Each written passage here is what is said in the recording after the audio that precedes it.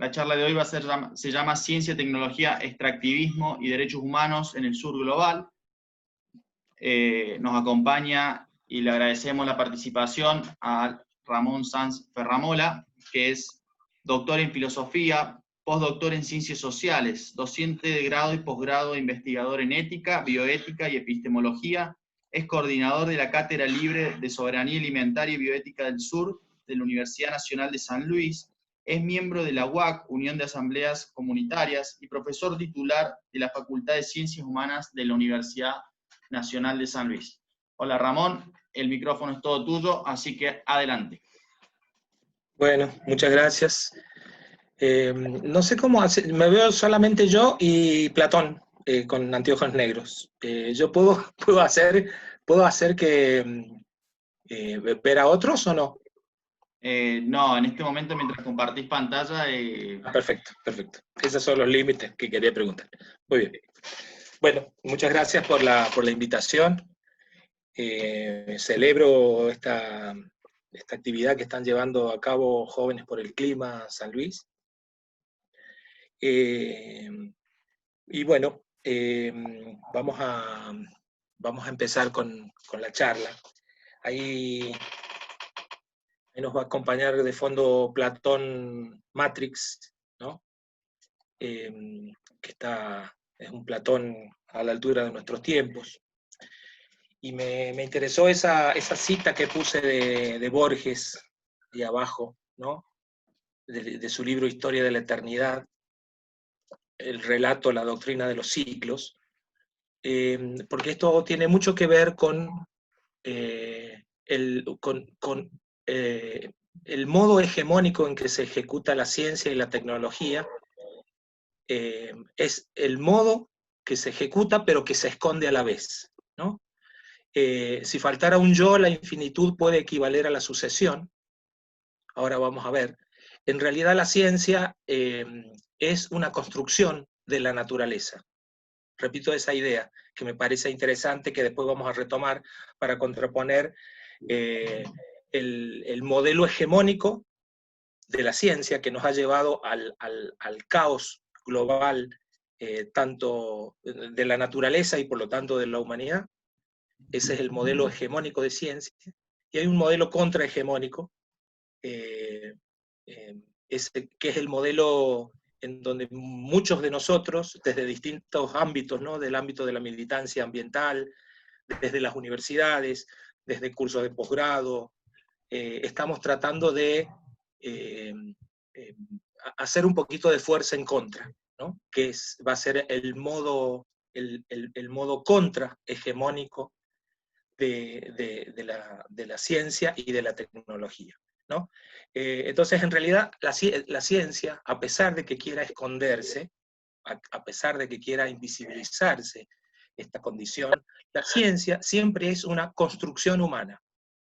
La ciencia no descubre los secretos de la naturaleza, ¿no? Esa idea de que la ciencia descubre los secretos de la naturaleza, ya vamos a ver dónde aparece, descubre los secretos de la naturaleza y por lo tanto con la naturaleza puede hacer lo que quiera, ¿no? Esa idea central de la ciencia y luego de la tecnología es lo que nos ha traído hasta estas circunstancias en las cuales actualmente vivimos, ¿no? Así que si falta un yo, la infinitud puede equivaler a la sucesión, es decir, no habría infinitud, sino un yo que perciba la infinitud, ¿no? Lo único que percibiríamos o que podría percibirse es una sucesión continua, no la infinitud, no la eternidad, ¿no? Bueno, eso es lo primero que quería decir. Otra cosa, en el momento que quieran preguntar algo, o si explico algo no del todo claro, o lo explico mal, por favor me paran y preguntan y volvemos sobre la idea. ¿Está bien? Bueno, otra cosa, en esta oportunidad he sacado todo el aparato crítico de autores. No voy salvo en algunas ocasiones muy puntuales, no voy a estar diciendo qué cosas corresponden a qué autor, ¿no? pero ahí hice un listado de créditos, ¿no? Yo creo que las pocas cosas que voy a decir hoy están influidas y están tomadas de alguno de estos autores, o de varios autores,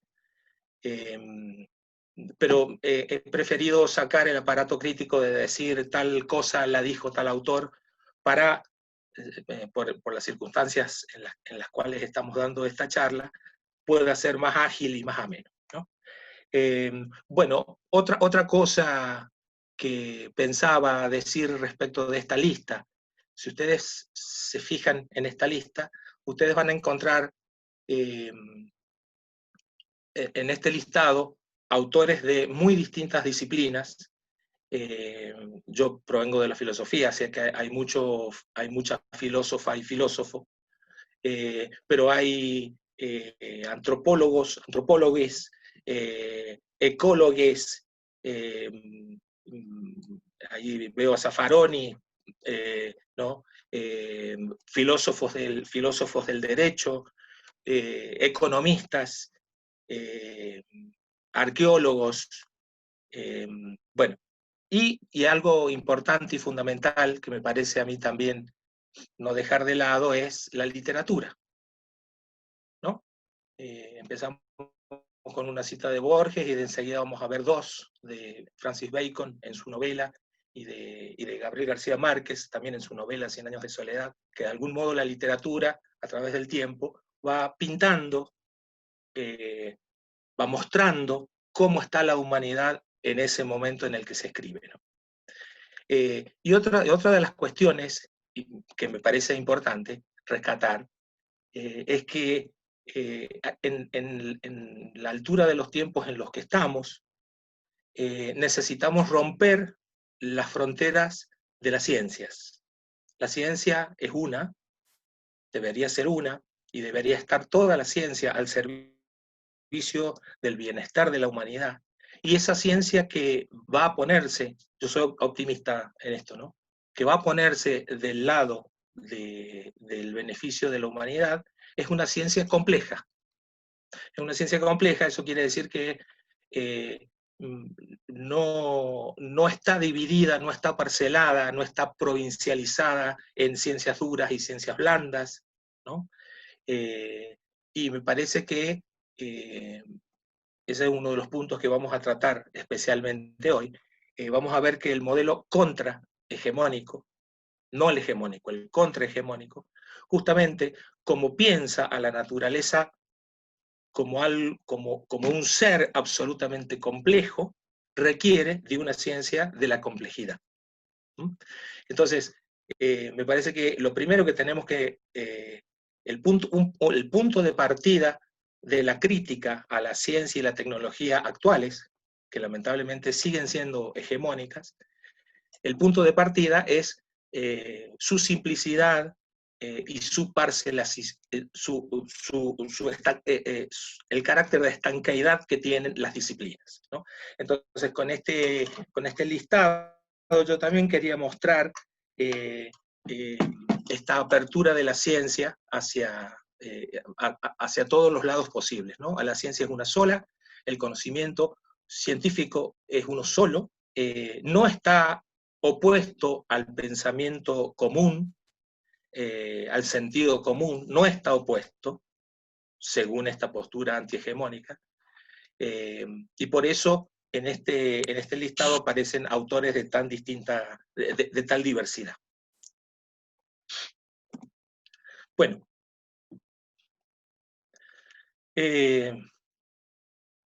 empecemos a decir algunas pocas cosas, ¿no?, que voy a poder decir en este tiempo.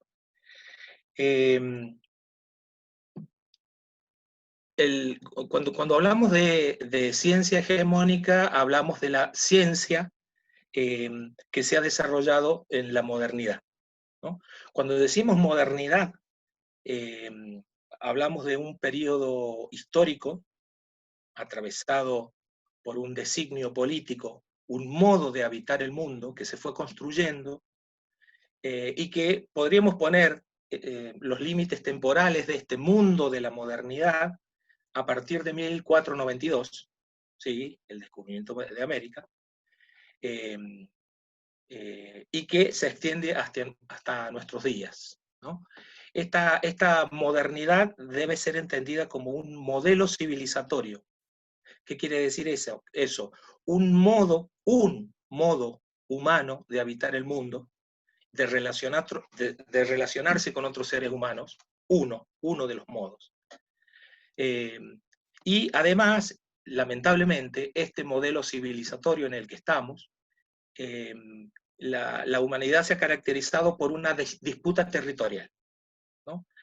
La modernidad empieza por una disputa territorial. Y esa disputa territorial no solamente es geográfica, sino que además es una disputa en el territorio de lo simbólico, ¿no? ¿Por qué se produce esto? ¿Por qué hay una disputa territorial y a la vez una disputa simbólica?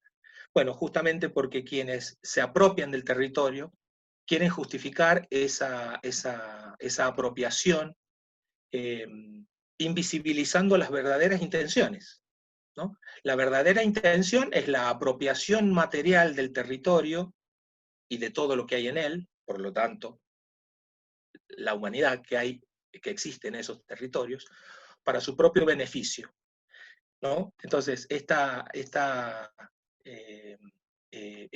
modo de habitar, de habitar el planeta, desposesionando a los demás de su territorio, y todo lo que ello implica, ¿no? La desposesión del territorio implica la desposesión de la cultura, implica la desposesión de los saberes, epistemicidio, diría Sousa Santos.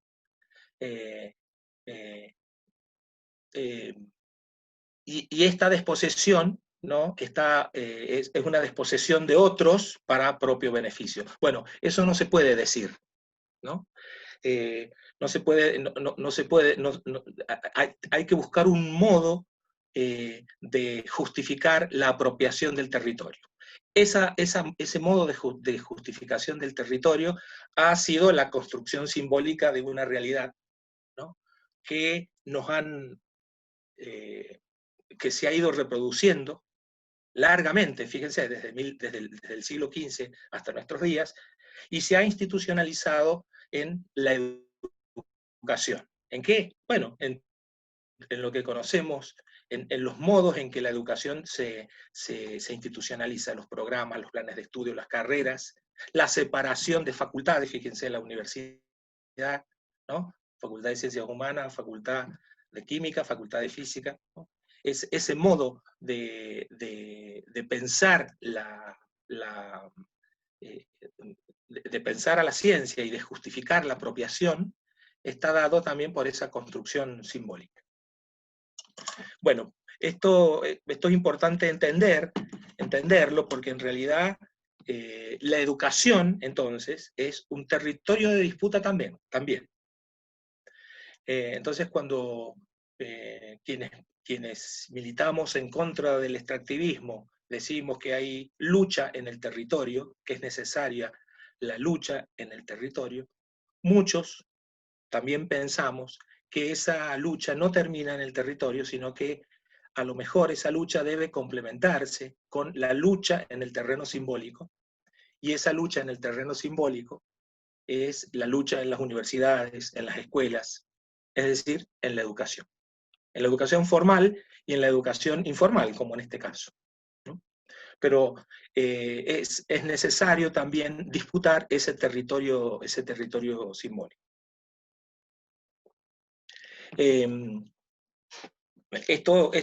Esta convicción que tenemos la hemos materializado en varias cosas, ¿no? Pero no quería dejar de decirlo.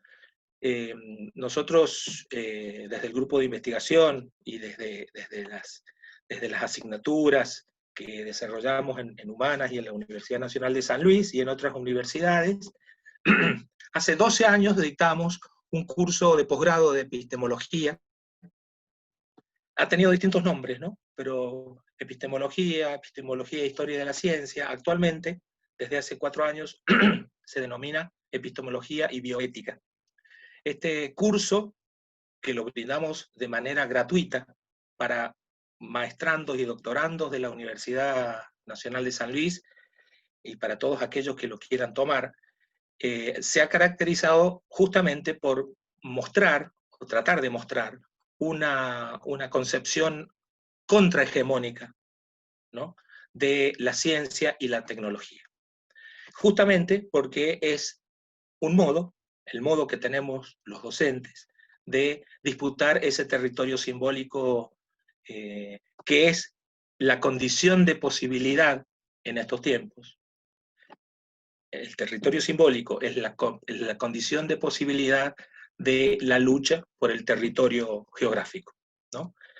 Así que, bueno, ustedes imagínense que es nuestro granito de arena en este curso de posgrado. Hemos estado, siempre lo hemos dictado desde un equipo, ¿no? La doctora Ana Medina ha estado desde el comienzo.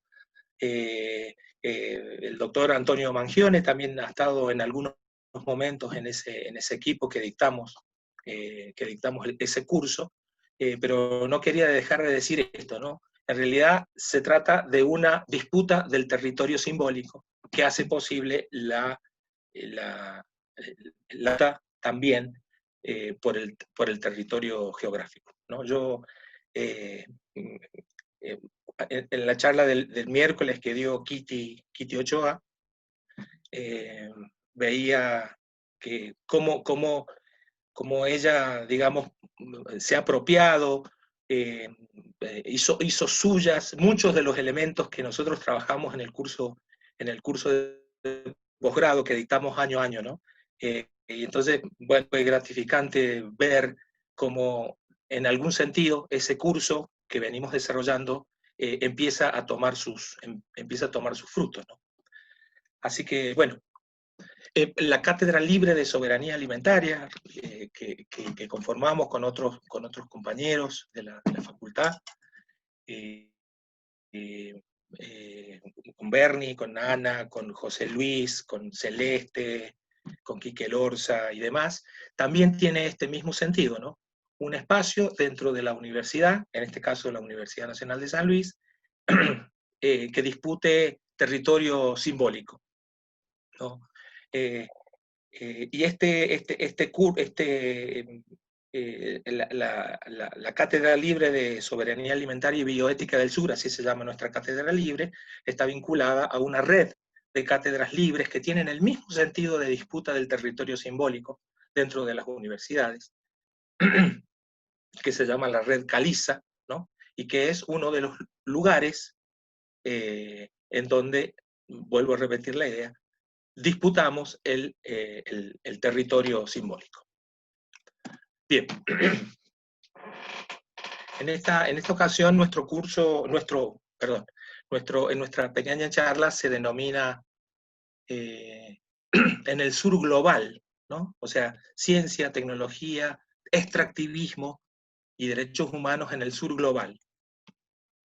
¿Por qué en el sur global y por qué aludir a la idea de una zonificación de la Tierra entre sur y norte, ¿no? Lo explico rápidamente.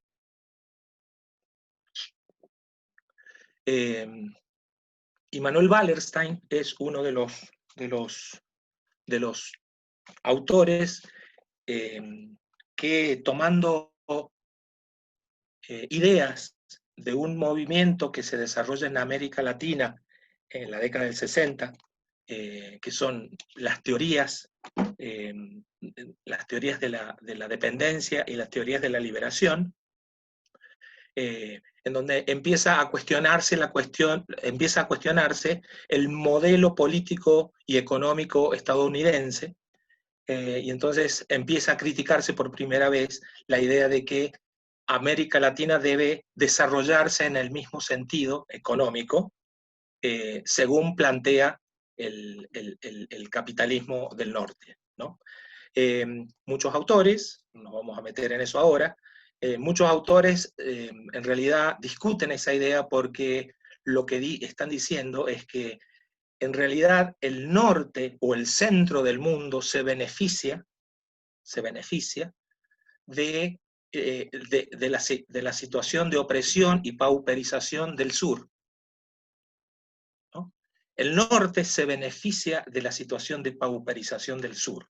Van a ver cómo esto no queda en teoría. Ahora voy a mostrar un trabajo mío que hice el año pasado, está publicado, cómo esto se ve en números claramente hoy, ¿no? Hoy en el 2020, pero Wallerstein, este sociólogo y filósofo norteamericano, tomando aquellas ideas de las teorías de la dependencia, propone esta síntesis de idea del sistema mundo, ¿no?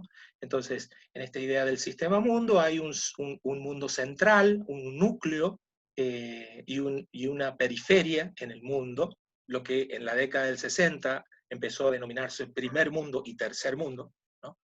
Yo siempre digo a las personas a las cuales hablo, lamentablemente nosotros tenemos que nunca olvidarnos que estamos en el tercer mundo, que estamos en la periferia, ¿no? No debemos olvidarnos de eso, ¿no? No podemos vivir como si creyéramos que vivimos en el centro del mundo.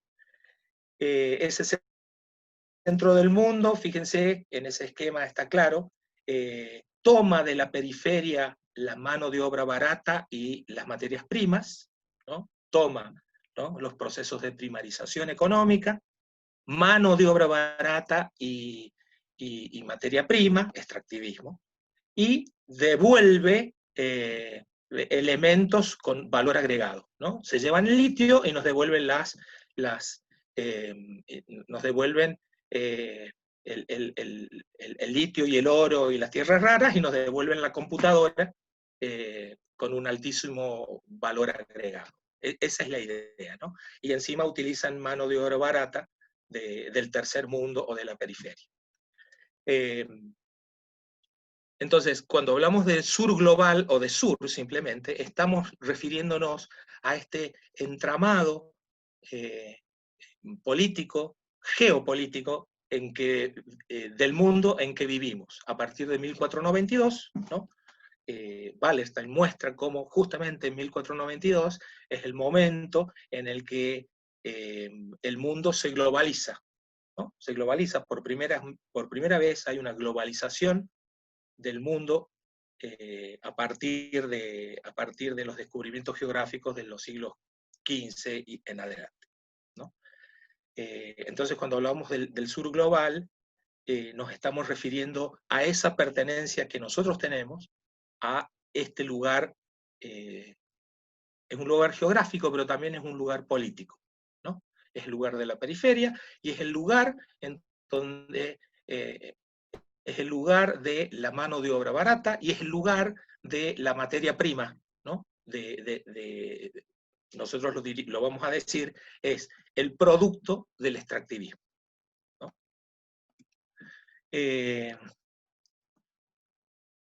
Hay una pequeña, recién les decía cómo muchas veces la literatura va pintando lo que acontece en la humanidad, en la misma historia de la humanidad. Ustedes saben, Francis Bacon es el filósofo inglés, junto con René Descartes, el filósofo que inauguran la modernidad, ¿no? Que sientan las bases de lo que hoy conocemos como la ciencia y la tecnología, ¿no? Él escribe en 1626 esa novela, ¿no? Una de esas novelas que se conocen con el nombre de utopías, ¿no? Lo que podría llegar a pasar.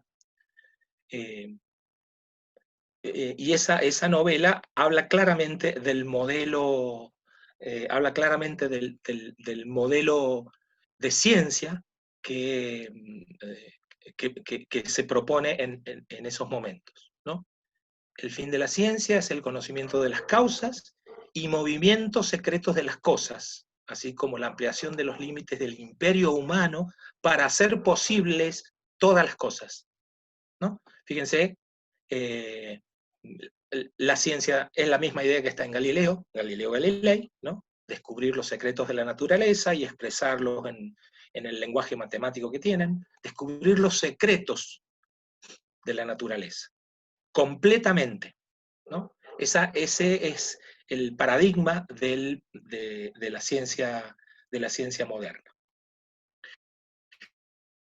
Y fíjense, de 100 años de soledad, ¿no? 340 años después, ¿no? Esa bella novela de García Márquez, él se pregunta, o la historia trata de explicar por qué Macondo desaparece, Macondo como el lugar, como el hábitat donde viven las personas, ¿no? O donde vivimos nosotros.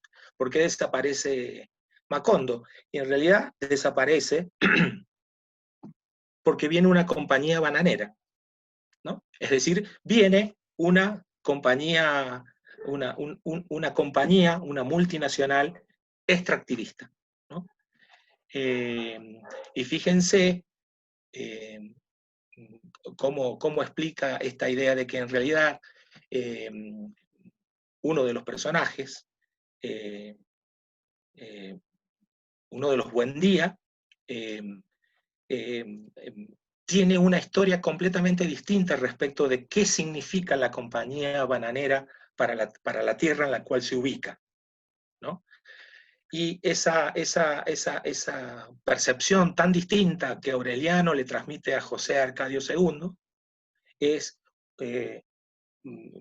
hace que parezca un loco frente a la mayoría, ¿no?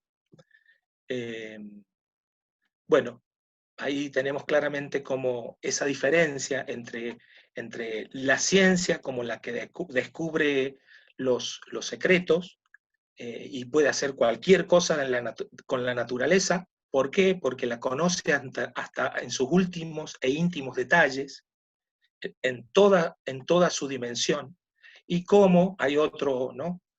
Como en la década del 60 se está viendo claramente cuáles son los perjuicios que terminan ocasionando las distintas compañías bananeras que desembarcan en la periferia del mundo, en Latinoamérica, pero también en África. Ahora vamos a ver algunos datos al respecto, ¿no? Bueno, ahí miré el reloj.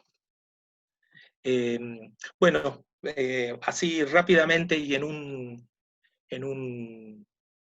esquema,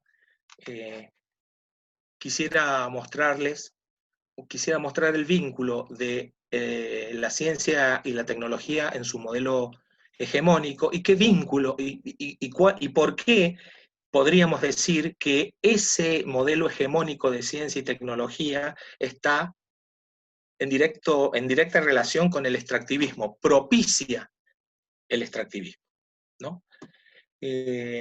No lo dije, lo vamos a decir enseguida claramente, pero a diferencia de todos los conceptos que venimos trabajando, extractivismo como concepto es un concepto que surge de los movimientos sociales, ¿no? Luego se academiza, ¿no?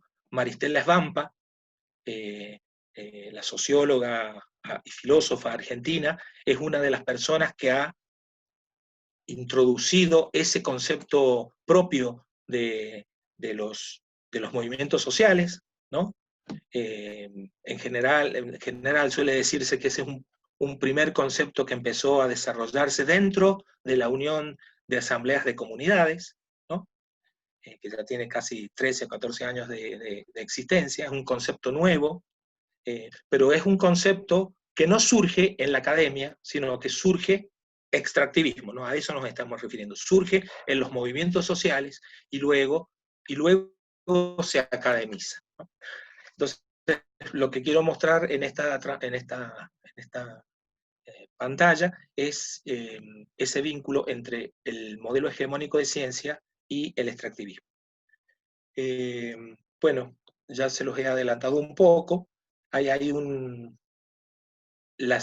podríamos decir que la ciencia y la tecnología en su modelo hegemónico trabaja con esta idea de que se pueden descubrir los secretos íntimos de la naturaleza, es decir, podemos entender a la naturaleza completamente, ¿no? Como si fuera un puzzle y la podríamos desarmar y armar cuantas veces quisiéramos y no habría ningún problema, porque la racionalidad está por sobre la naturaleza, ¿no? Eso se expresa a través del concepto de optimismo epistemológico, ¿no? La ciencia provee del saber completo. Ese optimismo metodológico está asentado a su vez en la doctrina de la verdad manifiesta, ¿no?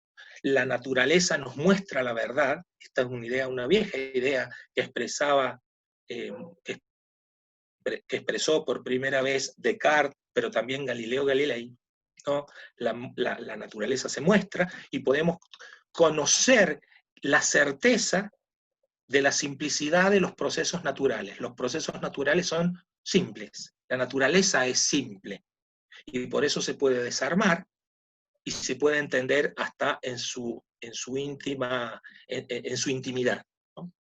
Eso nos lleva a un esencialismo, es decir, si podemos hacer eso, si podemos conocer la certeza de los procesos naturales, bueno, entonces conocemos la esencia misma de la naturaleza, ¿no? Y eso nos lleva a, si conocemos la esencia de la naturaleza, eso nos lleva a un dogmatismo de la autoridad científica.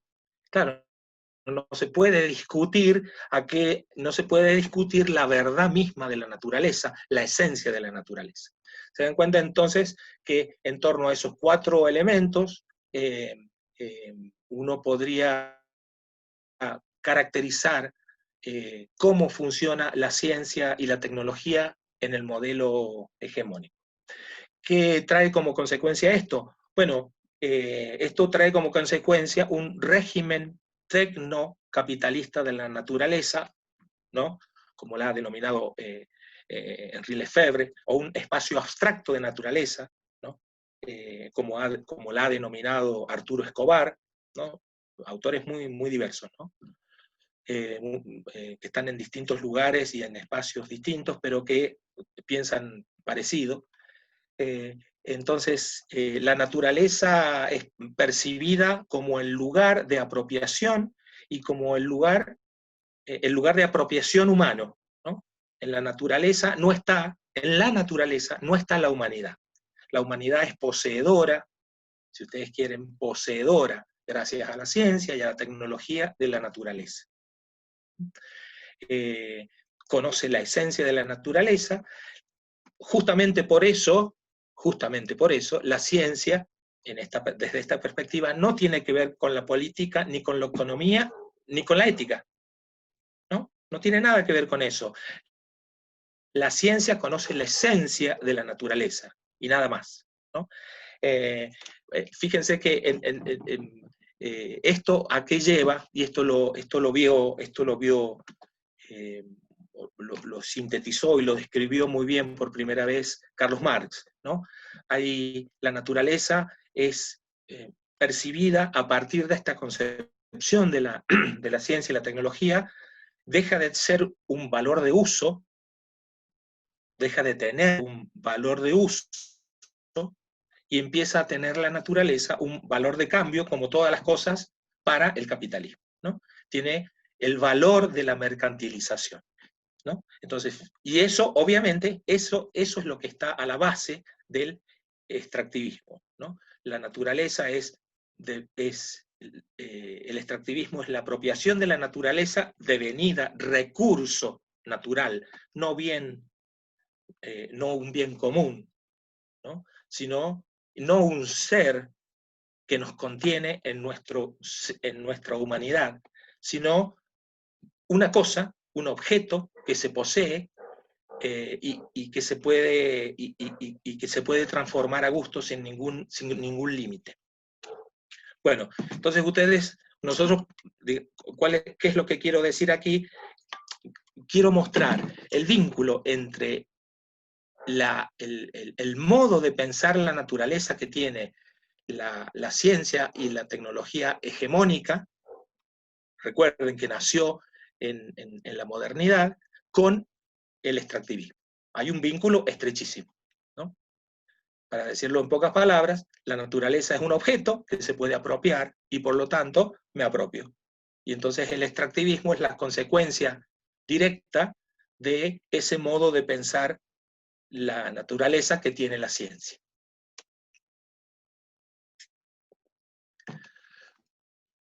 La ciencia, veamos ahora en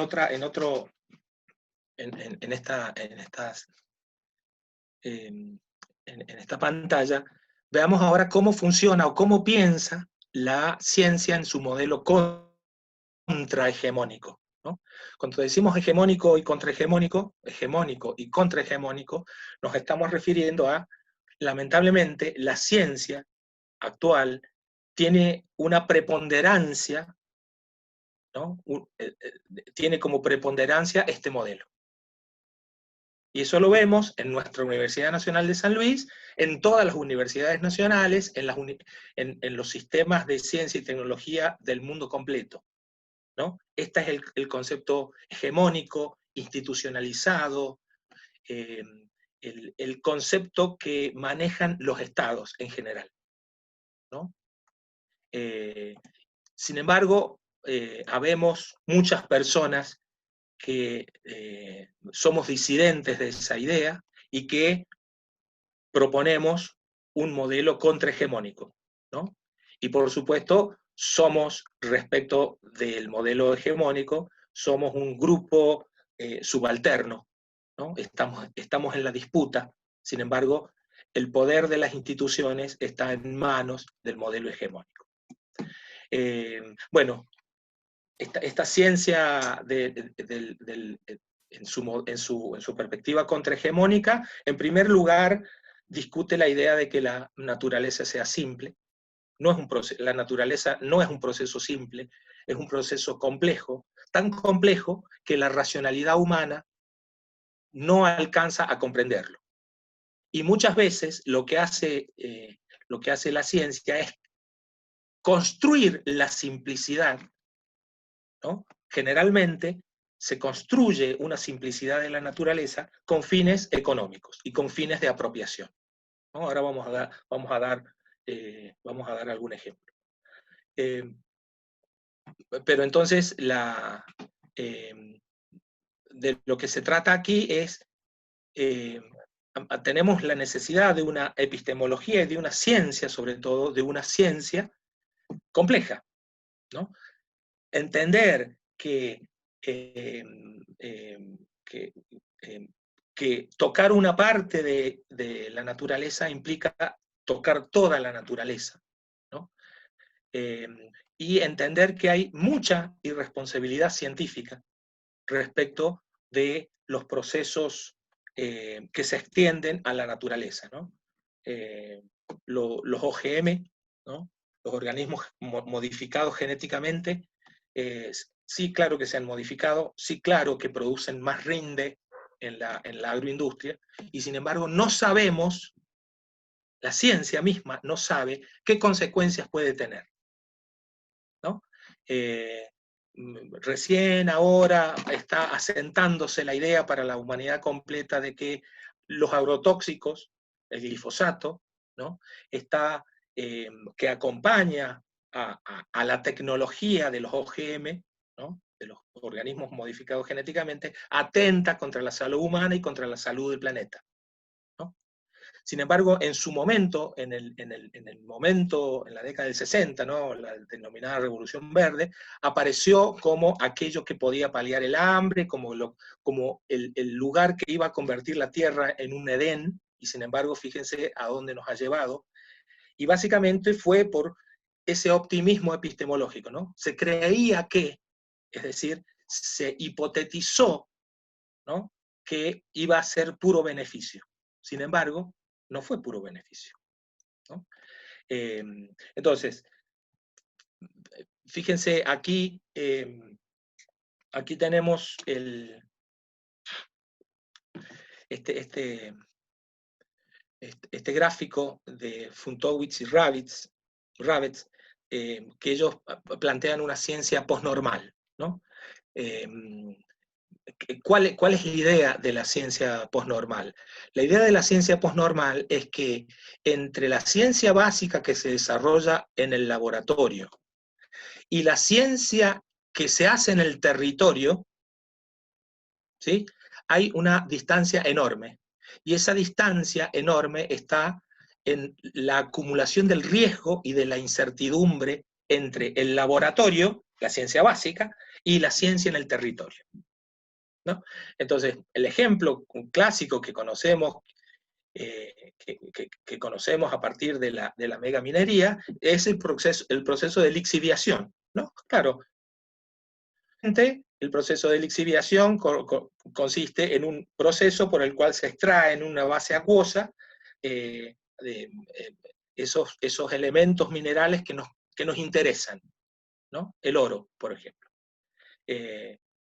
Bueno, eso funciona sin riesgo y sin incertidumbre en el laboratorio, en la ciencia básica, ¿no?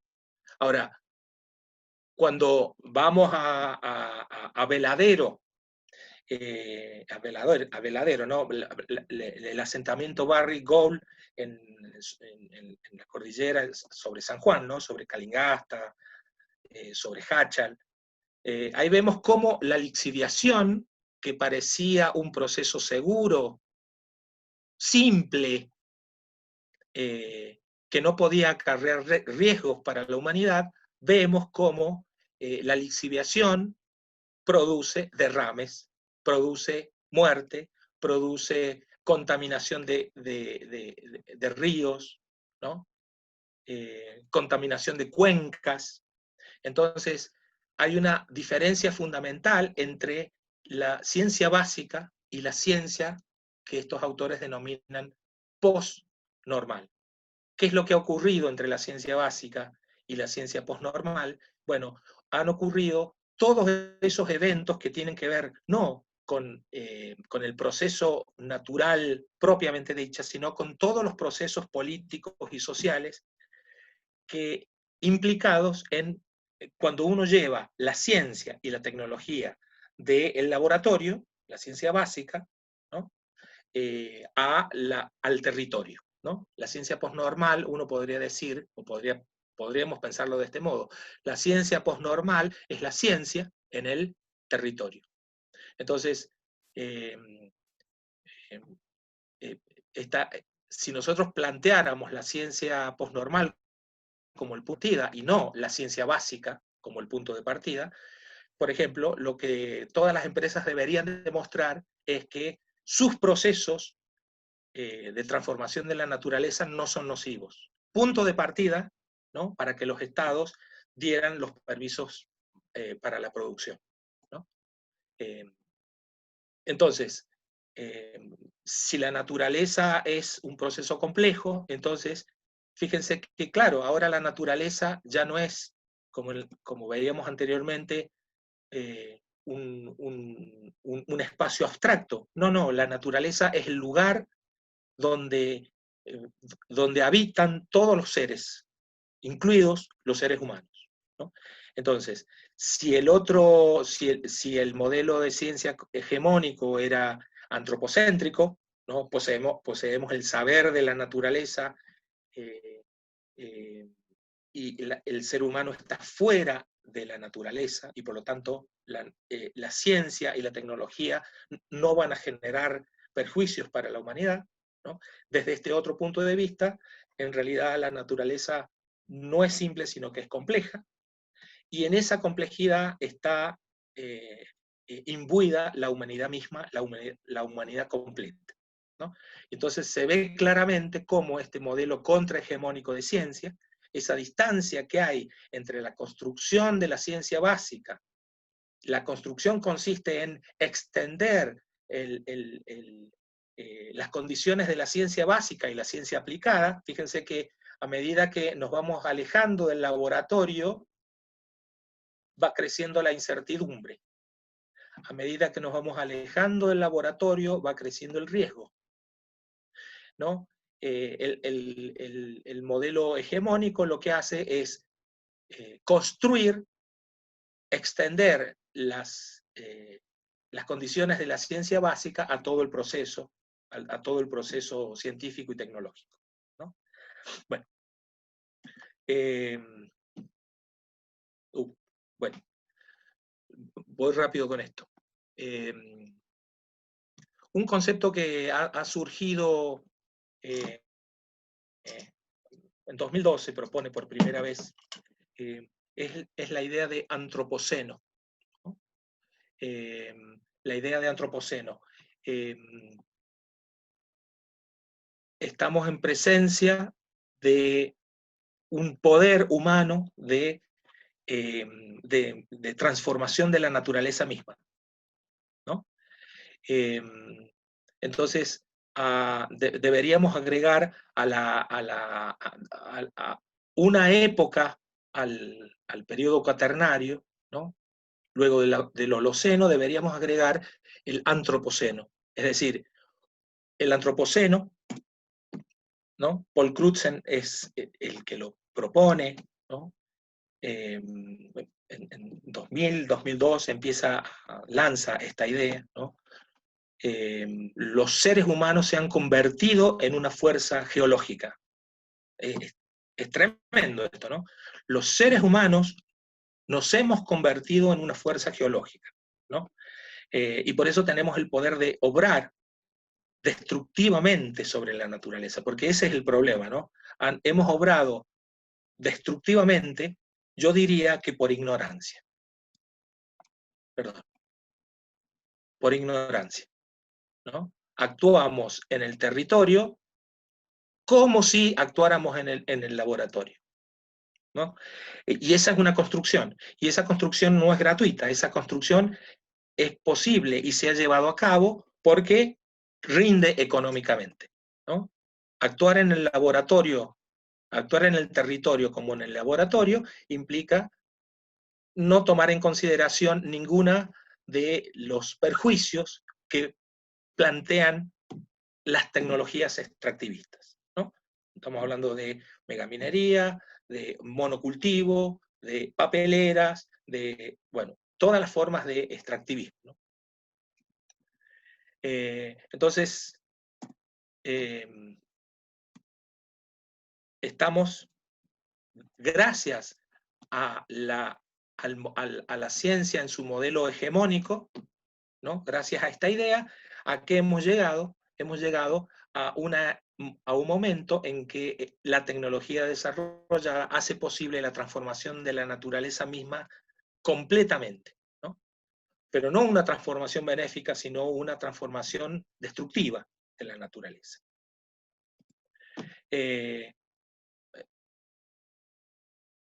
Donna Haraway, seguramente ustedes la conocen, es esta filósofa feminista, antipatriarcal, tiene muchos escritos al respecto, pero ella propone, es la primera que propone, que lanza la idea de que en realidad el antropoceno debería llamarse capitaloceno, porque en realidad es producto no de la humanidad, sino de un modo en que la humanidad habita el mundo, ¿no? Y por eso propone llamarlo capitaloceno, ¿no? Y en ese sentido hay muchas personas, ¿no? De distintas ramas que aceptan esta idea, ¿no? Dentro de las cuales nos incluimos, ¿no? Hay el modelo civilizatorio depredador, desposesivo del capitalismo, es lo que ha generado el capitaloceno, ¿no? Bueno, esto es lo que les decía, aquí está la idea que les transmitía al principio, ¿no? El extractivismo es una categoría analítica nacida en Latinoamérica y nacida dentro de los movimientos sociales, ¿no? Dentro de los movimientos sociales. Y entonces claramente expresa un modo en que el capitalismo, el modo en que el capitalismo se desarrolla en nuestros días, ¿no? Y es lo que David Harvey ha denominado acumulación por desposesión, ¿no? El capitalismo atraviesa en nuestros días esta característica, acumula, pero el problema es que acumula desposeyendo, ¿no? Desposeyendo. Básicamente desposeyendo de territorio. Y por eso siempre vemos vinculado al extractivismo con la expulsión de los pueblos originarios, con la expulsión de los campesinos, ¿no? Como en esa expulsión justificada, incluso legalmente por los estados, se piensa que es mejor y que vamos a ir hacia el desarrollo, hacia un desarrollo y hacia un bienestar económico utilizando estas prácticas, ¿no? Pero básicamente me parece muy importante rescatar esto. El extractivismo es más un modo de apropiación que de producción, ¿no?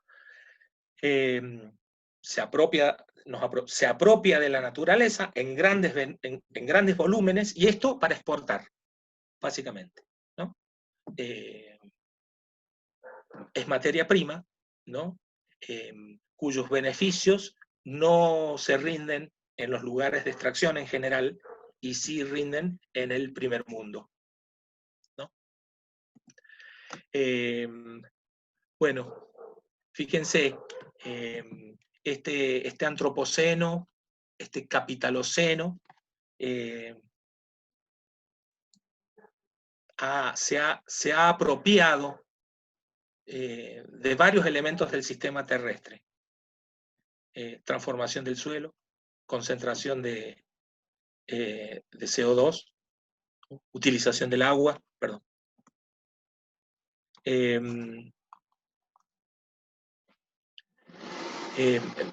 Fijación del nitrógeno, ¿no? Fíjense los porcentajes, ¿no? Esto quiere decir que en la transformación del suelo, la humanidad a través de la ciencia y la tecnología, ¿no? A eso se refiere, ¿no?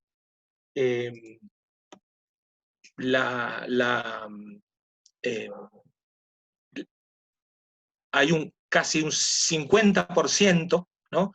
En donde la transformación del suelo tiene que ver con el capitaloceno, ¿no?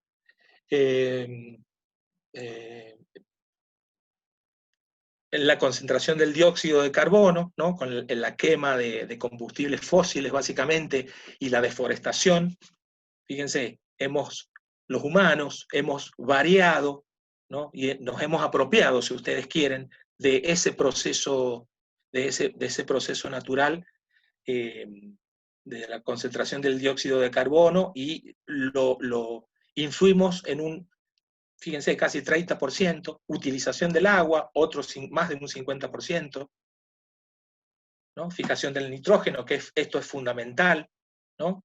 Este agregado para que sea posible las grandes extensiones de cultivos de la agroindustria, la extensión de aves, las pesquerías marinas, ¿no? Fíjense, todos estos datos nos muestran, el equipo de Vitusek, que es un ecólogo, ha trabajado sobre esto y nos muestra, digamos, de qué modo impacta el capitaloceno en la apropiación de la naturaleza, ¿no? En la apropiación y en la destrucción de la naturaleza, ¿no? Las pesquerías marinas la humanidad ha destruido, ¿no? El poder que tienen las flotas pesqueras, el poder tecnológico y económico que tienen las flotas pesqueras, fíjense, ¿no?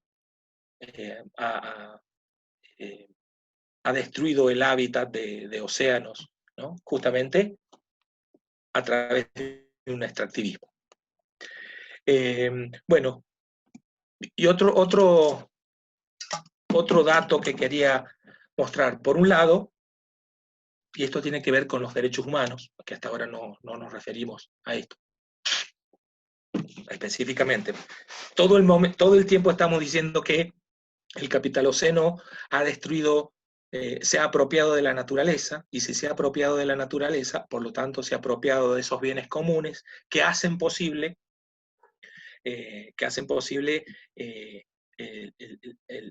la salud, el bienestar humano, y por lo tanto atenta contra los derechos humanos, ¿no?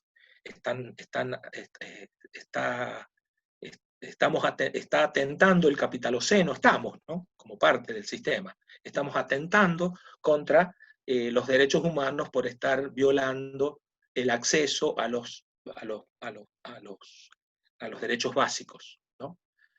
Bueno, fíjense aquí en esta planilla, en esta gráfica, en esta tabla de doble entrada. Analicé el informe de la FAO, ¿no? La FAO, que es este organismo que depende de la ONU, que se supone que debe favorecer el bienestar alimenticio y de la agricultura en el mundo, ¿no? Perteneciente a la ONU. Fíjense en el informe 2018 esos datos, ¿no? Inseguridad alimentaria grave en su decrecimiento de 2014 a 2017, ¿no?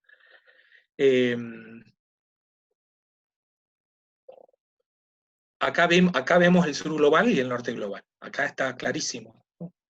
Entonces no es una construcción política, una teorización acerca de que hay un mundo, de que hay una parte de la Tierra que tiene condiciones diferentes de otra parte de la Tierra. Acá está en datos expresados claramente y en datos tomados del informe de la FAO, ¿no? Fíjense, entre el año 2014 y el año 2017, la diferencia que hay. Bueno, a ver, inseguridad alimentaria grave es definida por la FAO como un ser humano está en situación de inseguridad alimentaria grave cuando al menos deja de tener alimentos durante 2 días, ¿no? Así define la FAO, a grandes rasgos, la idea de inseguridad alimentaria grave, ¿no? Básicamente eso es hambre. Entonces, de lo que estamos hablando aquí es de el hambre en el mundo, ¿no? Y fíjense, 2014, en América del Norte y Europa, ¿no? Ha decrecido la inseguridad alimentaria grave, ¿no?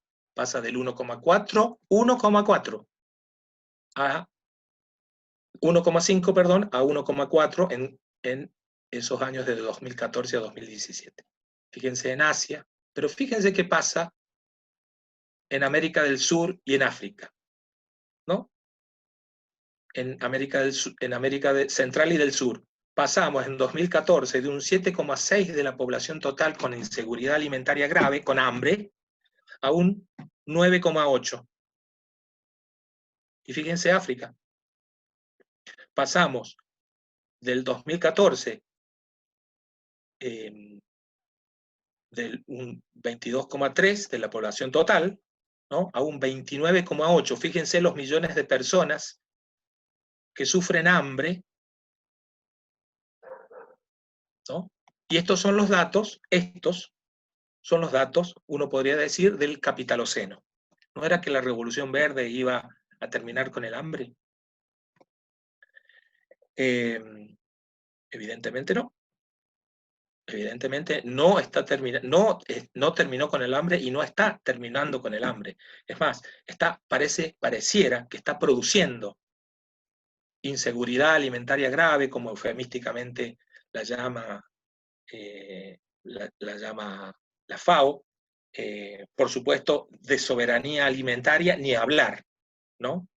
Pero el capitaloceno y ese modelo hegemónico de ciencia del que hablábamos está propiciando, en definitiva, el hambre Ahora, el problema, además, es que no hay una distribución equitativa de hambre en el mundo, ¿no?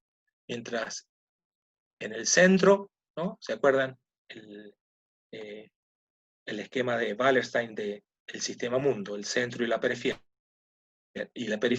Mientras que en el centro hay decrecimiento de inseguridad alimentaria grave, en África hay un crecimiento pronunciado del hambre, ¿no? Y lo más importante, y ahora ya termino con esto, lo más importante es que ese informe de la FAO oculta las verdaderas razones, ¿no? En realidad, cuando el informe de la FAO se pregunta por qué ocurre esto, dice, bueno, el aumento de la inseguridad alimentaria grave está en vínculo con procesos naturales destructivos, ¿no? Sequías, deforestación, inundaciones y por violencia. Ahora, no se hace la pregunta acerca de por qué ocurren los sucesos naturales de gravedad, ¿no? Como el calentamiento global y todo lo que ello trae consigo, ni se pregunta por qué hay violencia en determinadas partes del mundo, ¿no? En realidad, no responde esta pregunta, porque responder esta pregunta es responder a, en realidad, lo que está produciendo el capitaloceno es un perjuicio para la humanidad completa. Si bien es cierto, ¿no?, que el capitaloceno produce un cierto beneficio para una parte de la humanidad, momentáneo, momentáneo. Porque así como vamos a destruir rápidamente el planeta. Bueno, ahí dejamos. Bueno, muchas gracias, Ramón. La verdad que estuvo muy interesante y bueno, como siempre es un gusto y un lujo tenerte en estos espacios. Recordemos, por suerte el sonido en ningún momento falló, así que va a haber el video tiene una gran calidad para subirlo a YouTube, que también la idea es difundir. También tenemos pensado una propuesta para que, como la Facultad de Ciencias Humanas no tiene un canal de YouTube funcionando, también tenemos material para agregar a esa propuesta que tenemos para la Facultad de Ciencias Humanas. Así que bueno, celebro que no hubo ningún problema de conexión, así que genial. Ramón, tenemos, antes de empezar con las preguntas, algunos comentarios. Juan Quiroga dice, respecto a uno de los gráficos, dice, que no sé si le querés leer vos o lo leo yo. A ver, dice, se ríe, ¿no? El Juan se ríe, jaja. Me hace acordar a las propagandas ecológicas de APRESID. Sus conceptos hacen caso omiso a la cantidad de procesos destructivos incluidos en sus prácticas y no pueden llegar a sugerir que tienen algo de ecológicos. Efectivamente, hacen falta formas de conocer y pensar el mundo que sean apropiadas a conocer nuestro impacto en el mundo y cómo resolverlo inteligentemente, no exclusivamente apelando a la tecnología. Tal cual. La tecnología es hija directa de la ciencia en su modelo hegemónico. Y si me apropio, si la ciencia está pensando que me puedo apropiar de la naturaleza, como ya lo proponía Bacon en el siglo XVII, me puedo apropiar de la naturaleza, ¿no? Puedo conocer en sus íntimos detalles a la naturaleza completa y apropiármela, y bueno, necesariamente ese concepto de ciencia, ¿no?, va a desembocar en el extractivismo. Y es lo que nos está pasando, ¿no? Por eso me parece, como decía al principio, tan importante dar la batalla en el territorio simbólico, ¿no? Porque justamente son en el territorio simbólico es donde se reproducen estas ideas, ¿no? La ciencia y la tecnología es buena de por sí, no tiene nada que ver con la política. En realidad la ciencia es una construcción social y política y tiene todos los devenires y todas las características idénticas a cualquier construcción social y política y económica, ¿no? Y hay mucho de economía, mucho de búsqueda de beneficios por los carriles de la ciencia, ¿no? Andrés Carrasco fue uno de los científicos en Argentina que pusieron la alerta sobre esta cuestión, ¿no? Sobre la cuestión del glifosato, y cómo su lucha, su denuncia, fue inmediatamente interceptada por el CONICET, por los miembros del CONICET. Él era miembro del CONICET y sin embargo empezó a tachárselo de anticientífico, de mentiroso, ¿no? De militante, ¿no? Es decir, lamentablemente en su modelo hegemónico la ciencia y la tecnología está enquistada en los lugares más importantes del diseño de las políticas de ciencia y tecnología del país, ¿no? En las universidades nacionales y en el CONICET. Y por eso, creo yo, en Argentina, ¿no? Y en el mundo completo también pasa lo mismo, hegemónicamente hablando. Por eso creo que es tan importante salir a dar la disputa en el terreno simbólico. Ramón, respecto a esto, ahí Juan pide el micrófono para ampliar la pregunta. Hola Ramón, bueno, Hola, muchas Juan. gracias. Pienso que esta charla era una de las que capaz faltaba, si bien seguro faltan temas así gruesos para tocar en el ciclo. Esta charla me parece muy, muy necesaria y me parece recopado que hayas tocado estos temas porque parece ser como un aspecto bastante importante de todo este proceso de intentar buscar soluciones y también de identificar los problemas, ¿no? Sí, como decía ahí, esto a mí me parece un poco el ejemplo, ¿viste? De estas propagandas de la Asociación de Productores de Siembra Directa. Yo hace poco vi una que es de este año, ¿no? Y bueno, ellos justamente me parece que hacen uso de muchos de estos conceptos que estamos hablando y que, bueno, nada, por ahí uno no los puede poner en palabras, pero los tiene incorporados, ¿no? O sea, esta idea de que es la ciencia la que tiene las respuestas a nuestros problemas y la que en definitiva hay que esperar que termine de desarrollar sus tecnologías y que siempre van a ser de punta y van a ser innovadoras y van a venir a solucionar todo. Eso es una idea que para mí puede llegar a hacer uso de este tipo de propagandas que ahí les comento. Y bueno, y también el mismo hecho de simplificar la cuestión. Es como que estas propagandas lo que dicen es que bueno, que se están incorporando métodos en la producción que propenden a una intensificación ecológica. Entonces van a poner, qué sé yo, cultivos de cobertura durante el invierno para que el suelo tenga estructura y también esté protegido de la erosión y que en ese sentido también capturan carbono, ¿no? Hacen una captura de carbono cuando cultivan estas pasturas en invierno. Y entonces de ahí ellos deducen que están haciendo su contribución bueno, a capturar carbono y a la mitigación del cambio climático. Entonces uno viene capaz con esa angustia de, bueno, de que el mundo se está derrumbando, de que el cambio climático, de que la tecnología tiene que empezar a brindar soluciones, ve esa propaganda y dice, bueno, ya está, el campo está súper comprometido, está haciendo su parte.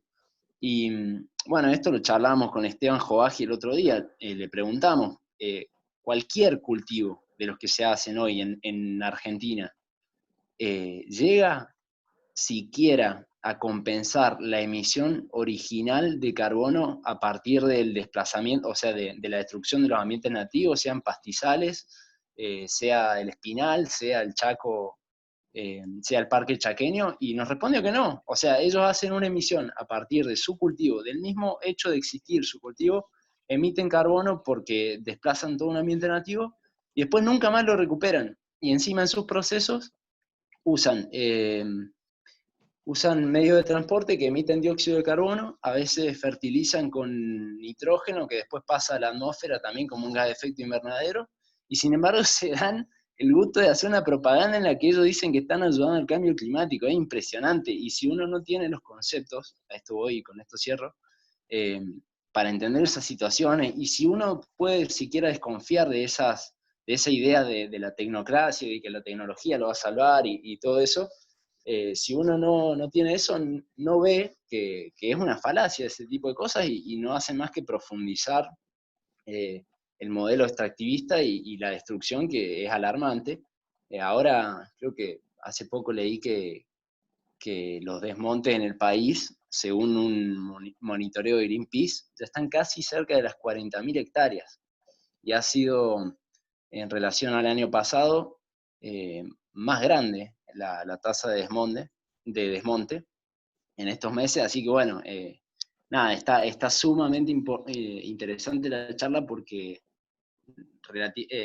definitivamente hay que criticar la forma en que nosotros nos representamos el mundo, en que lo simbolizamos, y cómo también me gustó eso que dijiste de que la modernidad es una forma de habitar el mundo, pero es una sola, una de las tantas. Y también eso, ¿no? Empezar a habitarlo de otra forma, porque si no, digamos, intentando cambiarlo con los mismos conceptos con los que está estructurado, capaz no sea ni siquiera posible, ¿no? Así que es muy importante, y bueno, gracias por el aporte. Gracias, Juan. Hay un autor en ese listado que se llama Boaventura de Sousa Santos, que él muestra que en realidad él habla de una sociología de las ausencias y una sociología de las emergencias. La sociología de las ausencias es una estrategia de invisibilización cuando algo no conviene, para decirlo simple, ¿no? Cuando algo no conviene económica-políticamente, se invisibiliza, ¿no? Entonces hay una estrategia de invisibilización, digamos, se milita la invisibilización. Esta guerra discursiva a la cual vos te estás refiriendo con las propagandas, justamente es, ¿no? usando la idea de Boaventura, es una sociología de las ausencias. Se trata de ocultar el perjuicio que nos está causando el antropoceno capitaloceno, ¿no? Que trae como consecuencia el extractivismo, y se trata de ocultar de ocultar y de justificar en esta responsabilidad empresarial que siempre aparece, en este extractivismo. ¿Vieron esta idea de hay un extractivismo saludable o un extractivismo responsable? Es imposible eso. Sin embargo, no paramos de asombrarnos, como vos bien decís, Juan, no paramos de asombrarnos en la hipocresía con que se manejan los aparatos ideológicos, ¿no? Las propagandas, para ocultar, para invisibilizar lo que realmente ocurre. Así que es cierto, es así. Bueno, ahí Celeste quiere hacer una pregunta. Celeste, tenés ahí habilitado el micrófono. Hola. Empecé Hola, sí. a escribirla y después dije es larga, así que lo digo. No vale, claro. Claro, la digo con el audio. Bueno, Ramón, era para, bueno, que estuvo buenísima la exposición, y quería agradecerte y, bueno, hacerte la pregunta acerca de esto que decías vos de, digamos, la tecnología como ciencia, o la ciencia como tecnología, digamos, la posibilidad de que haya otra tecnología o, digamos, como sugerís vos en tu charla, no, están dentro de los cimientos de la ciencia, en las premisas, en el ideario de la ciencia, cómo va a ser aplicada esa tecnología o cómo va a ser entendida esa herramienta que se extiende, digamos, como la ciencia como tecnología. Entonces te iba a preguntar como, ¿cuáles podrían ser como los imperativos a los que responde esa ciencia? Digamos, está claro que es el económico, pero pensando, digamos, en esta batalla de lo simbólico que decías. No sé si se entiende la Claro, pregunta. sí, claro. Lo que pasa es que el origen de la ciencia y el origen del capitalismo es el siglo XVII, ¿no? Claro. Siempre nos estamos olvidando de esa sincronía entre un sistema epistemológico, un sistema modelo epistemológico y un sistema modelo político y económico, ¿no? El liberalismo, fíjese, son contemporáneos, son del mismo siglo por lo menos, ¿no? Adam Smith, ¿no? Newton, Descartes, Bacon, ¿no? Y entonces, Hobbes. digamos, y Hobbes, ¿no? Y entonces cuando vemos esa sincronía entre modelo económico, modelo epistemológico, y uno, y eso, como dice Dussel, ¿no? Como tantas veces lo repite Dussel, ¿no? Hay un mito de la modernidad. El mito de la modernidad consiste en mostrarnos la cara buena de la modernidad, ¿no? No en los perjuicios que acarrea, ¿no? El ego cogito cartesiano, ¿no? El pienso luego existo, en donde radica, uno podría decir, bueno, la idea de libertad. El pensamiento es lo que hace posible la libertad. Sí, eso es cierto y es válido. En el siglo XVII, ¿para qué parte del mundo es válido? Claro. ¿No? Pensemos en nuestros pueblos originarios oprimidos en el sistema institucional de la Mita y el Yanaconajo, ¿no? O sea, se entregaban tierras y se entregaba con la población que estuviera en esas tierras. Ese era el sistema de encomienda, ¿no?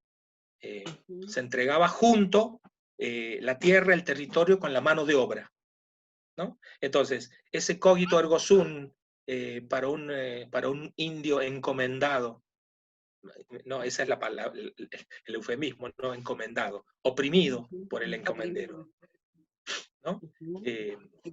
Bueno, entonces ahí tenemos como la modernidad, ¿no? La modernidad, que es el punto de inicio de la globalización, está asentada no solamente en la opresión de la naturaleza, en el dominio de la naturaleza, sino en el dominio de la humanidad, ¿no? En el dominio y en la opresión de la humanidad.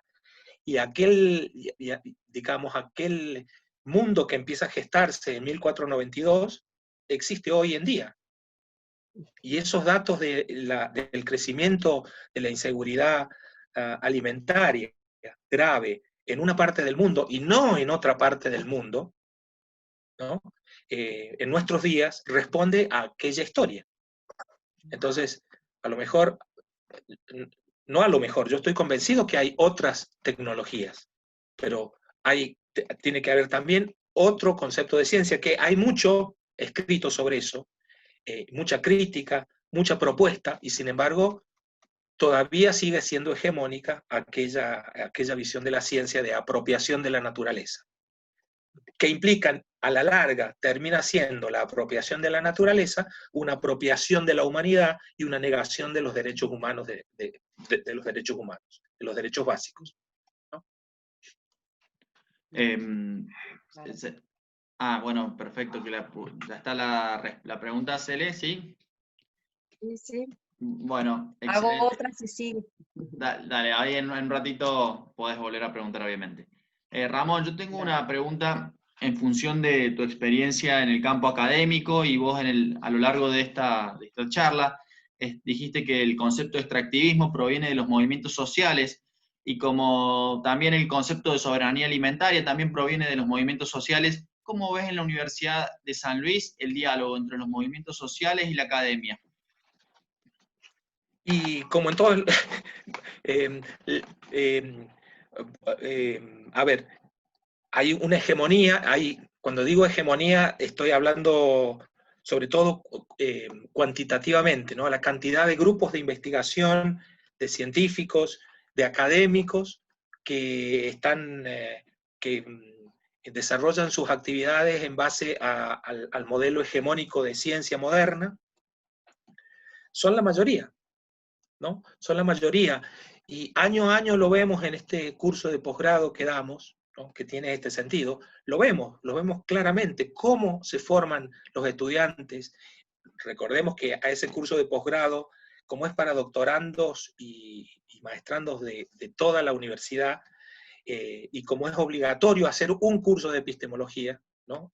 Ahí tenemos una cuestión, un curso puede ser cualquiera, ¿no? Ese es el sentido, y nosotros hemos tomado esa obligatoriedad para poner nuestro granito de arena respecto de una crítica al sistema, al modelo hegemónico de ciencia, pero año a año vemos cómo los estudiantes de las distintas carreras, de todas las carreras de la universidad,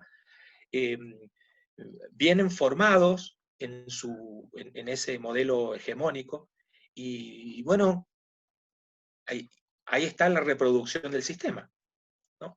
Entonces, esta disrupción, se habla de pensamiento abismal, ¿no? El pensamiento abismal es el que muestra un hiato, una cesura, una división muy profunda entre el pensamiento científico y académico y el pensamiento común de la gente, ¿no? También la idea de Boaventura de Sousa Santos. Entonces, estamos en la ciencia, en las universidades, estamos en este pensamiento abismal, ¿no? Y por ejemplo, ya que hablamos de tecnologías, la pregunta que hacía Cele, bueno, la agroecología uno podría pensarla como otra tecnología respecto de la producción de alimentos, es otra tecnología. Y sin embargo, claro, como es una revisión de una viejísima tecnología de los pueblos ancestrales y demás, ¿no? Es la naturaleza misma la que reobra en sí misma, y por eso la milpa, ¿no? Como la forma de cultivo en México, ¿no? Entonces, claro, eso es denostado, es visto como de menor importancia epistemológica desde la academia. Y eso está muy presente en la academia y en los estudiantes formados por la academia, ¿no? Por eso me parece tan importante disputar ese territorio simbólico. Porque yo creo que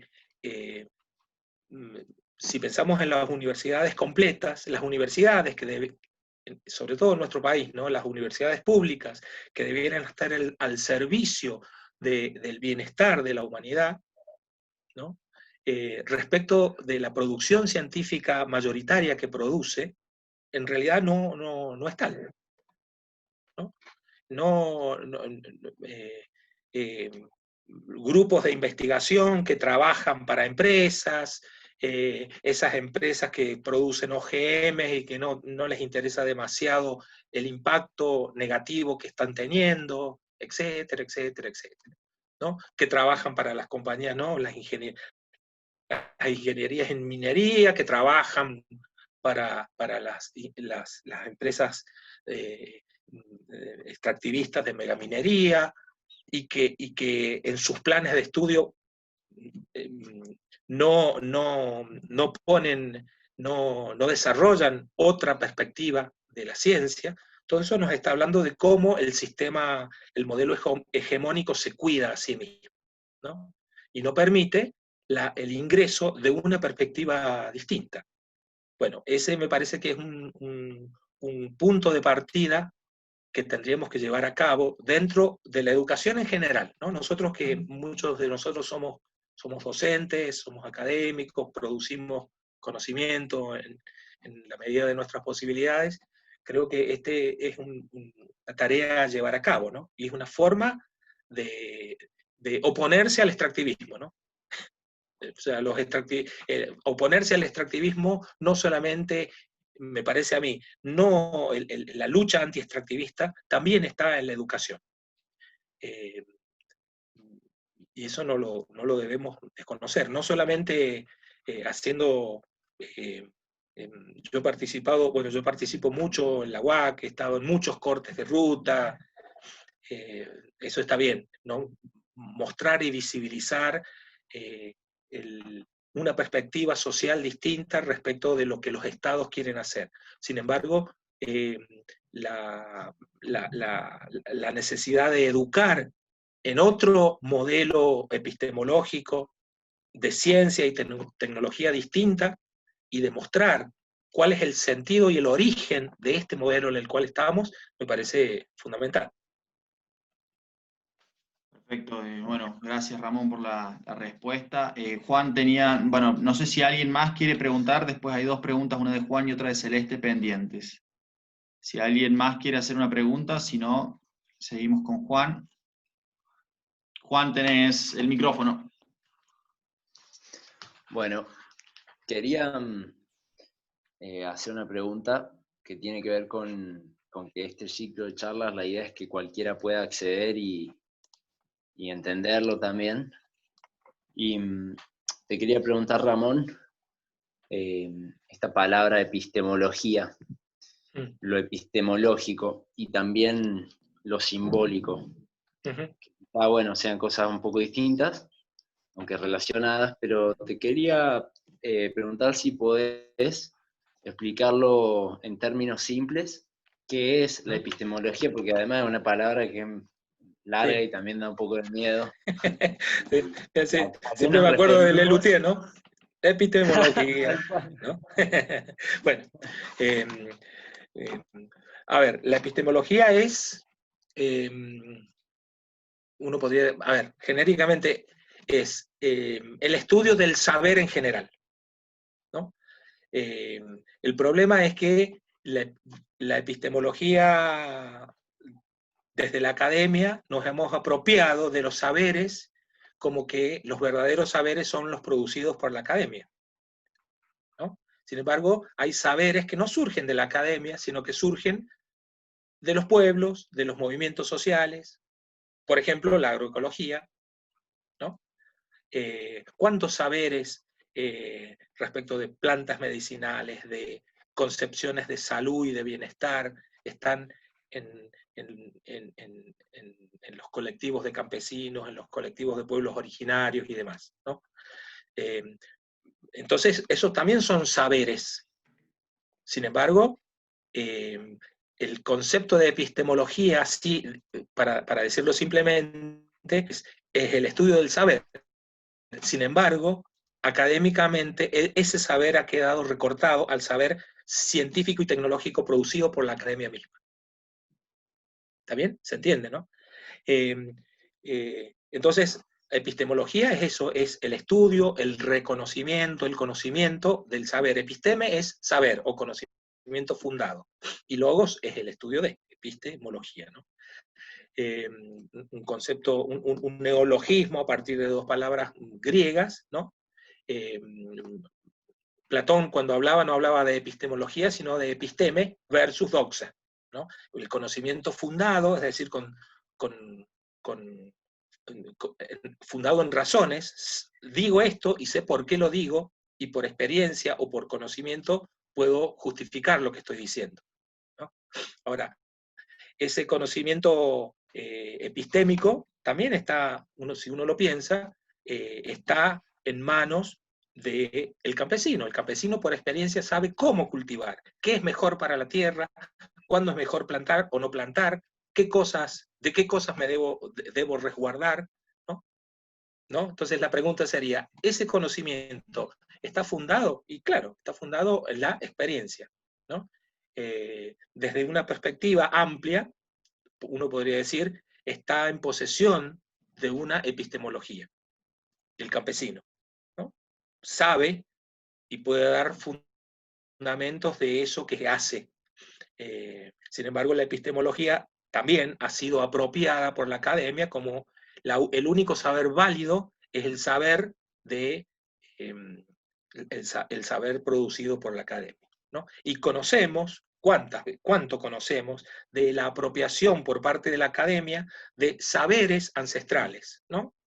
El tema de las plantas y de su vínculo con la salud y la producción de medicamentos es un ejemplo clarísimo, ¿no? Cómo eso hay una apropiación de saber, ¿no? Y es una apropiación del saber terrible, ¿no? Porque hay una apropiación del saber y a la vez un epistemicidio. Es decir, me apropio del saber y a la vez niego que ese saber sea válido, pero yo me lo apropié, ¿no? Y eso es muy común. Respecto de lo simbólico,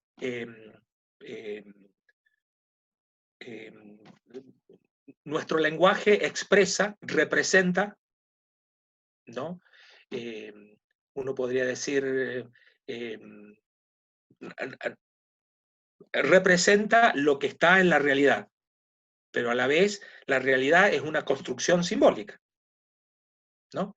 Entonces, decir extractivismo y definir extractivismo es la expresión y la representación de un modo de habitar el mundo, de unas ciertas intenciones de los seres humanos, ¿no? El extractivismo.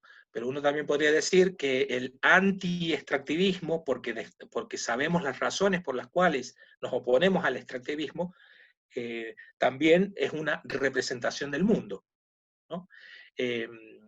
Esta idea zapatista de un mundo donde sean posibles todos los otros mundos, ¿no? Un mundo donde sea posible la diversidad epistemológica, es decir, la diversidad de saberes. No hay un único modo de desarrollar la economía, sino que hay muchos modos. No hay un único modo de hacer ciencia, al menos hemos visto dos, sino otros modos. Eso habla de la simbolización, ¿no? La representación. Y por eso la cita de Borges, ¿no? Sin un yo, es decir, sin un sujeto percipiente y representador, en realidad no hay realidad, ¿no? No hay realidad. La ciencia, en definitiva, es una construcción simbólica de la naturaleza, ¿no? La construcción simbólica de la naturaleza en el lenguaje, ¿no? En el discurso, que la ciencia ha hecho que la ciencia ha hecho en su dimensión hegemónica, ha generado los desastres que ha generado, ¿no? Este lugar límite de destrucción de la naturaleza. Entonces, ahí vemos, digamos, cómo la ciencia no descubre los secretos de la naturaleza, sino que construye, ¿no? Una naturaleza. Esa construcción de la naturaleza puede ser benéfica para muy pocos y maléfica para muchos, para la mayoría, o podría ser al revés. Y eso es lo que buscamos, que la ciencia, la ciencia en cuanto a descripción de la naturaleza y construcción de una tecnología destinada al beneficio de la mayoría, sea otra construcción simbólica, ¿no? Hay una teoría en filosofía que se llama realismo, ¿no? Y el realismo, ya formulada por Aristóteles hace mucho tiempo, es pensado como adequatio rei, ¿no? El conocimiento es una adecuación a la cosa, ¿no? Y la cosa, cuando uno piensa, en realidad pensar bien implica adecuarse a la cosa y expresar lo que la cosa es en realidad. Bueno, ese adequatio rei está a la base del optimismo epistemológico, es decir, puedo conocer los secretos de la naturaleza misma. En realidad lo que estamos conociendo es una parte, una porción de la naturaleza, eso que podemos percibir y transformar de la naturaleza, pero no la estamos conociendo en su totalidad. Bueno.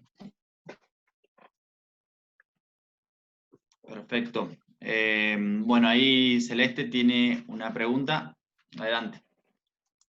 Bueno, yo tenía una pregunta, pero ya la contestaste, que era un poco de ese cuando hiciste la diferencia entre la ciencia básica, o esa brecha entre la ciencia básica y la ciencia en el territorio, vos dijiste que en esa ciencia postnormal es donde debíamos tener nuestro punto de partida, pero un poco lo has contestado recién. Así que te hago otra y listo, ya hago la última. Recién estabas, digamos, asentando la base de esta ciencia y que entiende la tecnología de esta manera, y partiste de la modernidad. Hay un autor, que no me acuerdo cómo se llama, que dice que digamos, el causante de todo este desastre ecológico, de entender esta relación entre el hombre y la naturaleza de esta manera, en realidad el culpable es la Biblia, o lo lleva, digamos, al pensamiento religioso, y no lo ubica en la modernidad, que algunos toman como la Laudato Si que hizo Francisco, como una respuesta a esa idea de que la concepción del hombre y la naturaleza y el mundo como dos entes viene desde digamos, la Biblia. Bueno, si querías saber, digamos, si podías aportar algo sobre eso. Sí, y bueno, en el Génesis es claro, ¿no? En el Génesis de la, ¿no? Una vez creado el mundo y ¿no? Y una vez creado, según el relato bíblico, ¿no? Creado el ser humano, el hombre, obviamente el hombre primero, y de su costillita la mujer. Bien, el patriarcado viene de ahí, ¿no? Y entonces el relato bíblico dice que, bueno,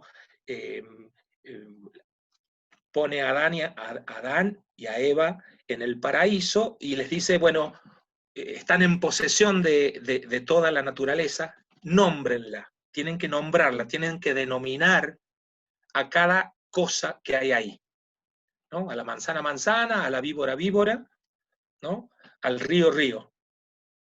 Bueno, es evidente esa construcción simbólica del relato. Ustedes son los dueños de la naturaleza está hecha para su bienestar dentro del paraíso, ¿no? Y al entonces hombre, ahí... Y al hombre por encima de todas las otras especies, digamos. Por supuesto, por supuesto. Claro. Es el dominador, ¿no? Es el dominador de la naturaleza. Esa idea que está a la base del ojo, no solamente estamos hablando del Antiguo Testamento, ¿no? Entonces es parte del pensamiento judeo-cristiano, anterior al cristianismo, judeo-cristiano. Y ese concepto de ser humano propietario, dueño de la naturaleza, está claramente dicho en el discurso, en el relato bíblico, ¿no? Y bueno, y esa misma idea está en Bacon, está en Descartes, ¿no? La naturaleza es simple, tengo que buscar el modo, el método cartesiano. ¿En qué consiste? En tomar lo complejo y simplificarlo, dividirlo en tantas veces hasta que sea muy simple de entender, ¿no? La idea de coordenada cartesiana en el punto B3, ¿no? Yo encuentro algo, es un modo de simplificar el espacio en las coordenadas cartesianas, ¿no? Fíjense que ese modo que tanto fruto ha rendido a la ciencia, ¿no? La abscisa y la ordenada, y el poder ubicar un punto en el espacio en ese tablero, es un modo de simplificación, un claro modo de simplificación de la naturaleza. Entonces yo me creo que una coordenada cartesiana es la representación completa y real del espacio natural. Ahí tenemos un ejemplo claro de cómo se simplifica, y simplificar la naturaleza es apropiarse de la naturaleza. A ver, voy a decirlo en términos, es alambrar la naturaleza, ¿no? alambro la naturaleza, me la apropio. La nombro primero. Primero la nombro, y eso está dicho, ¿no? nombro. Ustedes tienen que denominar. Es interesante leer el Génesis para entender muchas de las cosas que están en nuestra cultura, ¿no? Cómo se nos transmiten muchas de las ideas que están presentes en nuestro modo de ver el mundo y de vernos a nosotros y de vincularnos con otros seres, con los demás seres humanos, ¿no? Así que sí, yo creo que hay un vínculo muy estrecho entre el concepto de ciencia, de la modernidad como apropiación de la naturaleza, ciencia como apropiación de la naturaleza, Galileo Galilei, en adelante, y la idea, el relato bíblico, ¿no? De vayan y nombren las cosas. Fíjense que el poder simbólico también es otorgado en el relato bíblico, también es otorgado por Dios a los seres humanos. Los crea y el alma, ¿no? El alma trae consigo la capacidad simbólica de nombrar, ¿no? Está bueno. Ramón, yo quería hacer una pregunta, te voy a sacar un poco de tema, pero aprovechando que bueno, coordinás la Cátedra Libre de Soberanía Alimentaria, y que bueno, has traído como a la mesa de discusión de la Facultad de Ciencias Humanas esta temática, quería preguntarte en función de esto. La soberanía alimentaria en las últimas semanas y en el último mes ha estado por primera vez en la historia de nuestro país, y lo voy a decir con ese énfasis, en los grandes medios de comunicación, sobre todo por la expropiación de la empresa Vicentín. Yo quería preguntarte esto. Que no se hizo. No, exactamente, pero... Que se anunció, pero que no se hizo. Bien. Sí, exactamente, se anunció la expropiación. Esta expropiación, esta acción del Estado, ¿sería una relación, un acercamiento a políticas de soberanía alimentaria o nada que ver? ¿Cómo podés...? Discursivamente sí. Pero yo no soy lo que digo, soy lo que hago. Entonces, digamos, un medio de producción de alimentos y de los modos de llevar a cabo la producción de alimentos, como esta mega empresa Vicentín, en manos del Estado, podría significar un paso hacia una política de la soberanía alimentaria, ¿no? Es decir, es el propio Estado el que decide soberanamente cómo se alimenta la producción de los alimentos de la sociedad. Y en ese sentido,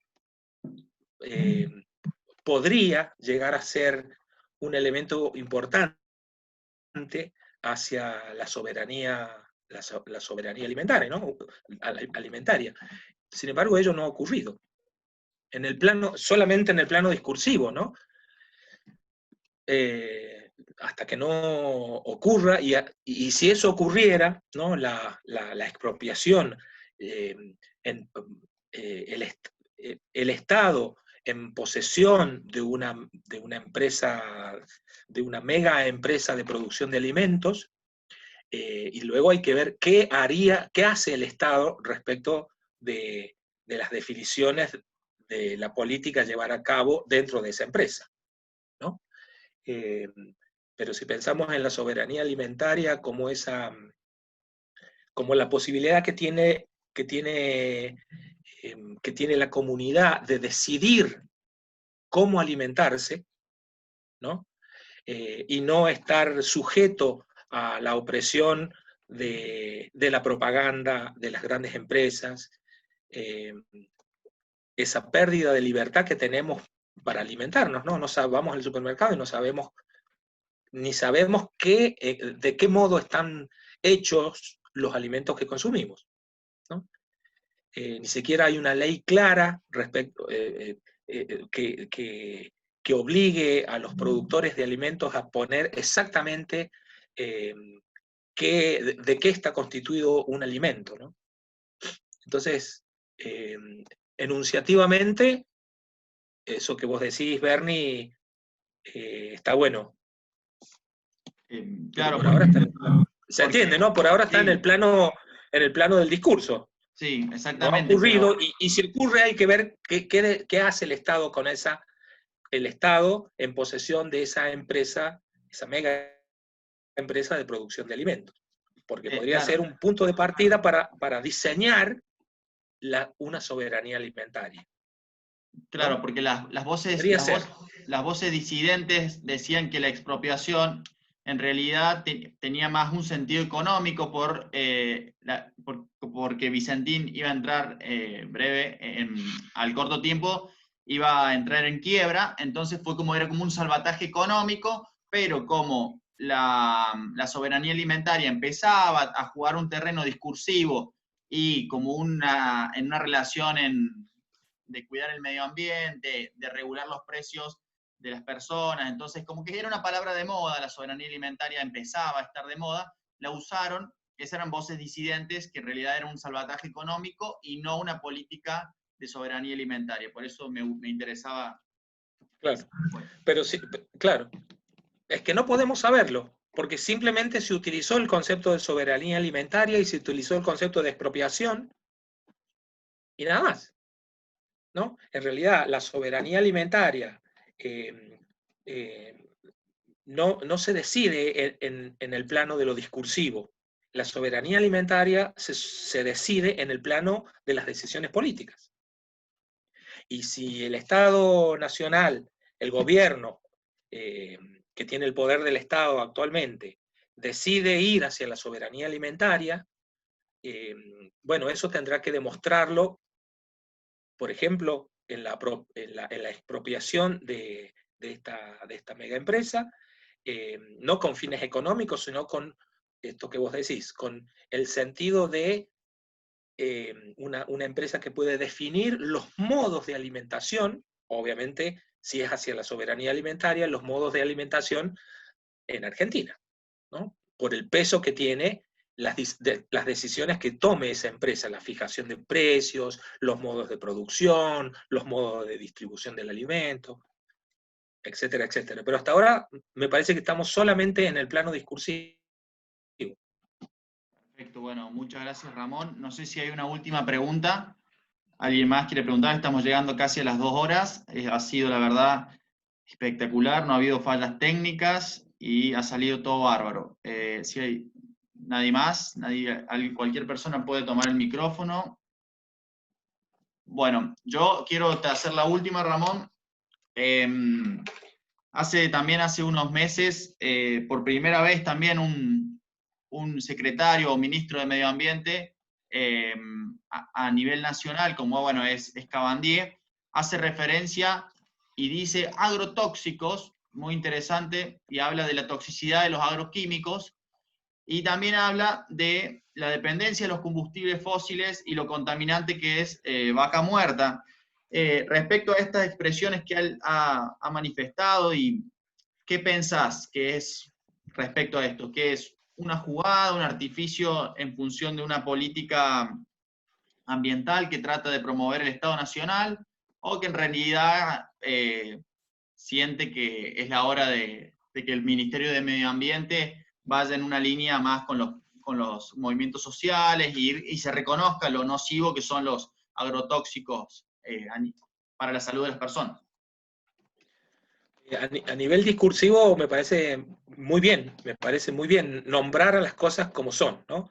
A los agroquímicos decirles agrotóxicos y demás, ¿no? Cómo la agroindustria atenta contra el bienestar y la soberanía alimentaria de las personas, me parece perfecto. Ahora, también es cierto que